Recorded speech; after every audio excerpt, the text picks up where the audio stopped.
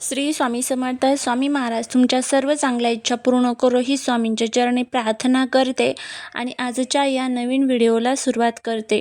ज्या घरामध्ये देवांसमोर एका छोट्याशा भांड्यात पाणी भरून ठेवले जाते त्या घरातील स्त्री पुरुषांनी आजची ही माहिती शेवटपर्यंत नक्की ऐका, कारण हेच पाणी तुमच्या घरात सुख, शांती, लक्ष्मी आणि सकारात्मक ऊर्जा आणू शकते. पण जर हेच पाणी चुकीच्या पद्धतीने ठेवले जात असेल तर तेच पाणी हळूहळू घरात अशांती, पैशांची टंचन, आजारपण आणि वाद निर्माण करू शकते. अनेक लोक रोज देवपूजा करतात, दिवा लावतात, अगरबत्ती लावतात, नैवेद्य दाखवतात, पण देवांसमोर ठेवलेलं पाणी किती महत्त्वाचं असतं हे फार कमी लोकांना माहीत असते. देवांसमोर ठेवलेले पाणी हे फक्त साधे पाणी नसते, ते घरातील ऊर्जेला आकर्षित करणारे एक माध्यम असते. म्हणूनच शास्त्रामध्ये देवांना स्नान, अर्घ्य आणि पाणी अर्पण करायला विशेष महत्त्व दिले गेलेले आहे. देवांसमोर पाणी का ठेवले जाते? आपल्या हिंदू धर्मामध्ये देवपूजा करताना पंचोपचार किंवा षडोपचार पूजेला खूप महत्त्व दिले जाते, ज्यामध्ये देवांना आसन, स्नान, वस्त्र, गंध, फुले, नैवेद्य आणि पाणी अर्पण केले जाते. देवांसमोर ठेवलेले पाणी म्हणजे आदर, भक्ती आणि शुद्धतेचे प्रतीक मानले जाते. जसे आपल्या घरी एखादा पाहुणा आला तर आपण त्याला सर्वात आधी पाणी देतो, तसेच देवतांना देखील पाणी अर्पण केले जाते. हे पाणी घरातील नकारात्मक ऊर्जा शोषून घेते असे मानले जाते. म्हणूनच देवांसमोर ठेवलेले पाणी रोज बदलणे अत्यंत आवश्यक मानले जाते. देवांसमोर पाणी कोणत्या भांड्यात ठेवावे ही गोष्ट खूप महत्त्वाची आहे. अनेक लोक प्लास्टिकच्या वाटीत किंवा जुन्या तुटलेल्या भांड्यात पाणी ठेवतात, पण ही खूप मोठी चूक मानली जाते. देवांसमोर पाणी ठेवण्यासाठी योग्य भांडी कोणती? त्यामध्ये तुम्ही तांब्याचे भांडे, पितळेचे भांडे, चांदीचे छोटे पात्र, स्वच्छ स्टीलचे भांडे हे सर्व वापरू शकता. तांब्याचे पाणी सर्वात शुभ मानले जाते, कारण तांबे सकारात्मक ऊर्जा आकर्षित करते असे मानले जाते. कोणती भांडी वापरू नयेत? प्लास्टिक, तुटलेली भांडे, काळे पडलेले पात्र, घाणेरडे भांडे, अन्न खाल्ल्यानंतर न धुता वापरलेले पात्र, कारण देवपूजेमध्ये शुद्धता ही खूप महत्त्वाची मानली जाते. देवांसमोर पाणी ठेवताना कोणत्या चुका करू नयेत? नंबर 1 चूक, अनेक दिवस तेच पाणी ठेवणे ही सर्वात मोठी चूक आहे. काही लोक एकदा पाणी ठेवतात आणि नंतर 2-3 दिवस बदलत नाही. असे पाणी नकारात्मक ऊर्जा जमा करते असे मानले जाते. त्यामुळे घरात वाद वाढतात, पैशांची अडचण वाढते, मानसिक ताण, झोप न लागणे, देवपूजेत मन न लागणे अशा गोष्टी घडू लागतात. नंबर 2 चूक, देवांसमोर अर्धे रिकामे भांडे ठेवणे. देवांसमोर ठेवलेले पात्र कधीही पूर्ण रिकामे किंवा अगदी कमी पाण्याचे नसावे. अर्धवट रिकामे पात्र हे अपूर्णता आणि कमतरतेचे प्रतीक मानले जाते. त्यामुळे घरात सतत काही ना काही कमी जाणवते असे असतात. त्यामुळे पाणी जे आपण भांड्यामध्ये भरून ठेवतो तर ते भांडं पूर्ण भरलेलं पाण्याने असावे. देवघरात साठलेले पाणी. नंबर 3 चूक, जर देवांसमोर ठेवलेले पाणी वारंवार सांडत असेल तर त्याकडे दुर्लक्ष करू नका. याचा अर्थ घरातील ऊर्जा अस्थिर आहे. देवघरात स्वच्छतेची कमतरता आहे, पूजेमध्ये सातत्य नाही असे मानले जाते. चूक नंबर 4, रात्रीचे जुने पाणी सकाळपर्यंत ठेवणे. रात्री ठेवलेले पाणी सकाळी लवकर बदलावे, कारण रात्रभर वातावरणातील ऊर्जा त्या पाण्यात साठत असते. म्हणून सकाळी देवपूजेपूर्वी ताजे पाणी ठेवणे अत्यंत आवश्यक मानले गेले आहे. देवांसमोर ठेवलेले पाणी कधी बदलावे? सकाळच्या पूजेनंतर नवीन पाणी ठेवावे. संध्याकाळी शक्य असल्यास पुन्हा बदलावे. पूजेस असल्यास मध्यान्ही बदलू शकता, विशेष एखादी पूजा असेल त्यावेळेस. लक्षात ठेवा, जुने पाणी देवांसमोर ठेवणे म्हणजे निष्काळजीपणा मानला जातो. देवांसमोर ठेवलेले जुने पाणी काय करावे? अनेक लोक हे पाणी सिंकमध्ये टाकतात, पण हे योग्य मानले जात नाही. योग्य उपाय काय आहे तर तुळशीला टाकावे, झाडांना टाकावे, घराच्या अंगणात, घरामध्ये शिंपडावे. स्वतः थोडे तीर्थ म्हणून घ्यावे, कारण ते पाणी पूजेमध्ये वापरलेले असल्यामुळे पवित्र मानले जाते. देवघरातील स्वच्छतेचे महत्त्व. देव जिथे असतात तिथे स्वच्छता अत्यंत आवश्यक असते. जर देवघरात धूळ असेल, काळकोट असेल, जुन्या फुलांचा ढीग असेल, खराब नैवेद्य ठेवलेला असेल तर तिथे सकारात्मक ऊर्जा कमी होते असे मानले जाते. देवांना नैवेद्य दाखवण्याचे नियमसुद्धा आपल्या धर्मशास्त्रांमध्ये आपल्याला सांगितलेले आहे. देवांना नैवेद्य दाखवणे म्हणजे फक्त अन्न ठेवणे नाही, तर ती भक्ती असते.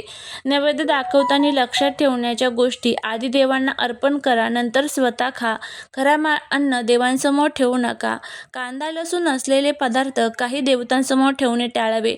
नैवेद्य झाकून ठेवावा. रागात किंवा भांडण करताना स्वयंपाक करू नये, कारण स्वयंपाक करणाऱ्या व्यक्तीची ऊर्जा त्या अन्नात उतरते असे मानले जाते. देवांची काळजी कशी घ्यावी: अनेक लोक देवघरात मूर्ती ठेवतात, पण त्यांची योग्य काळजी घेत नाही. रोज करावयाच्या गोष्टी: देवांना स्वच्छ पाण्याने पुसावे, रोज दिवा लावावा, ताजी फुले अर्पण करावी, जुनी फुले लगेच काढावी, देवघरात शांत वातावरण ठेवावे.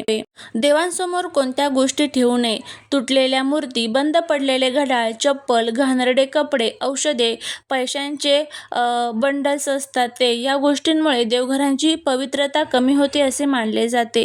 देवांसमोर पाण्यात काय टाकू शकतात: काही लोक पाण्यात तुळशीचे पान, कपूर, गंगाजल, केशर, अक्षता टाकतात. हे शुभ मानले जाते. विशेषतः तुळशीचे पान टाकलेले पाणी अत्यंत पवित्र मानले जाते. घरात सुख समृद्धी आणणारा एक उपाय तुम्ही आवर्जून करू शकता. दर गुरुवारी देवांसमोर तांब्याच्या भांड्यात स्वच्छ पाणी भरावे. त्यामध्ये एक तुळशीचे पान, थोडे गंगाजल, एक लवंग टाकावी. त्यानंतर ओम नमो भगवते वासुदेवाय मंत्र 108 वेळा म्हणावा. असे केल्याने घरातील नकारात्मक ऊर्जा कमी होते असे मानले जाते. देवांसमोर ठेवलेले पाणी हे फक्त साधे पाणी नसते, ती आपल्या श्रद्धेची ऊर्जा असते. जर तुम्ही योग्य पद्धतीने देवपूजा केली, देवघर स्वच्छ ठेवल्याने, देवांसमोर ठेवलेल्या पाण्याची योग्य काळजी घेतली, तर घरामध्ये सुख, शांती आणि समाधान कायम राहू शकते. पण जर निष्काळजीपणा केला तर त्याचे परिणाम संपूर्ण घरावर दिसू लागतात.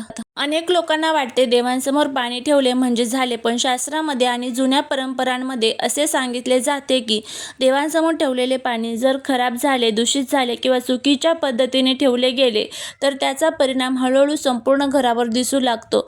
आता बघा, देवघरासमोर ठेवलेले पाणी हे पवित्र आणि सात्विक मानले जाते, पण जर तेच पाणी अनेक दिवस बदलले नाही, दुर्गंधी येऊ लागली, धूळ पडली, कीटक पडले, तर ते नकारात्मक ऊर्जा आकर्षित करते. अशा घरात सतत आळस येणे, पूजा करण्याची इच्छा न होणे, मन उदास राहणे अशा गोष्टी जाणवू लागतात. घरात सतत वादविवाद होणे: जुन्या मान्यतेनुसार देवघरातील अस्वच्छता घरातील मानसिक वातावरणावरती परिणाम करते. जर देवांसमोरचे पाणी खराब झालेले असेल तर नवरा बायकोमध्ये भांडणे, मुलांचा हट्टीपणा, लहान कारणांवरून वाद हे वाढू शकतात असे मानले जाते. धार्मिक मान्यतेनुसार लक्ष्मीला स्वच्छता आणि शुद्धता प्रिय असते. जर देवघरात खराब पाणी, सांडलेली फुले, जुना नैवेद्य ठेवला गेला तर पैशांचा टिकाव लागत नाही असे अनेक लोक मानतात. त्यामुळे कमाई ही असूनही पैसा न टिकणे, अचानक खर्च वाढणे, कर्ज वाढणे असे अनुभव काही लोक सांगतात. खराब पाणी फक्त धार्मिक दृष्ट्या नव्हे तर स्वच्छतेच्या दृष्टीनेही चुकीचे आहे. अनेक दिवस ठेवलेले पाणी जंतू निर्माण करू शकते, दुर्गंधी निर्माण करू शकते, वातावरण दूषित करू शकते. म्हणूनच काही लोकांच्या मते सतत डोकेदुखी, बेचैनी, थकवा, झोप न लागणे अशा समस्या वाढू शकतात.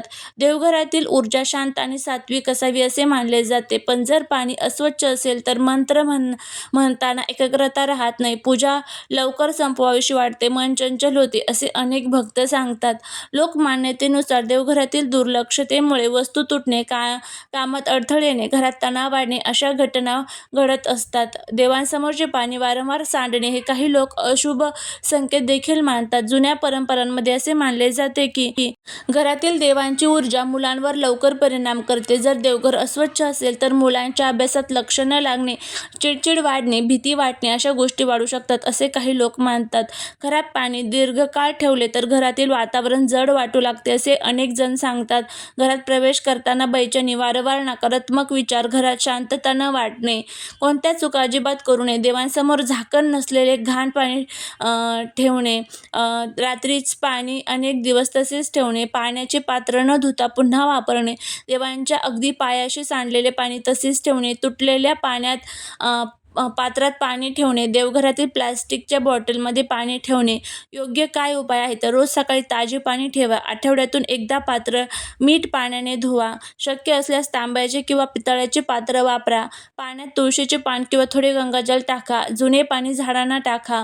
देवांसमोर ठेवलेले पाणी हे फक्त पाणी ती आपल्या घरातील श्रद्धा आणि ऊर्जेचे प्रतीक असते. म्हणून देवघरात कोणतीही निष्काळजीपणा करू नका, कारण लहान वाटणाऱ्या चुका हळूहळू मोठे परिणाम दाखवू शकतात. आजपासून देवांसमोर ठेवलेले पाणी रोज बदला, स्वच्छता ठेवा आणि भक्तिभावाने देवांची पूजा करा. तुम्हाला त्याचा देखील चांगला फायदा होईल. श्री स्वामी समर्थ.